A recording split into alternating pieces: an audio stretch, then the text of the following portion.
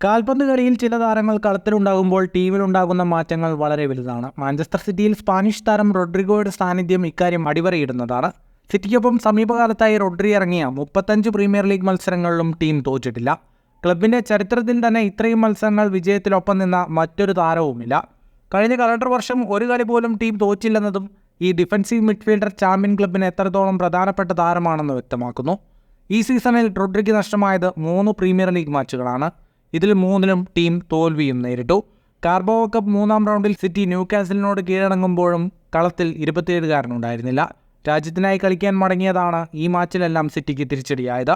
കഴിഞ്ഞ സീസണിൽ Manchester city champions league, FA cup, club ലോകകപ്പ് ഉൾപ്പെടെ നേടി കരുത്ത് കാട്ടിയിരുന്നു. ഇതിലെല്ലാം നിശബ്ദ സാന്നിധ്യമായി റോഡ്രിയുടെ പ്രകടനമുണ്ട്. നിർണായക ഘട്ടത്തിൽ ഗോൾ നേടിയും താരം ടീം വിജയത്തിൽ മുഖ്യ പങ്കുവഹിച്ചു. നിലവിൽ പ്രീമിയർ ലീഗിൽ 23 മത്സരങ്ങൾ കളിച്ച് 51 പോയിന്റുമായി ലിവർപൂളാണ് ഒന്നാമത്. എന്നാൽ ഒരു മത്സരം കുറച്ച് കളിച്ച സിറ്റിക്ക് 49 പോയിന്റാണുള്ളത്. ഒരു വിജയം കൂടി നേടിയാൽ ലിവർപൂളിനെ മറികടന്ന് 1ാം സ്ഥാനത്തേക്ക് എത്താൻ നിലവിലെ ചാമ്പ്യന്മാർക്കാകും. ഫുട്ബോൾ ലോകത്തെ കൂടുതൽ വാർത്തകൾക്കും വിശേഷങ്ങൾക്കുമായി സ്പോർട്സ് കഫേ പോൾ തന്നെ സബ്സ്ക്രൈബ് ചെയ്യുക.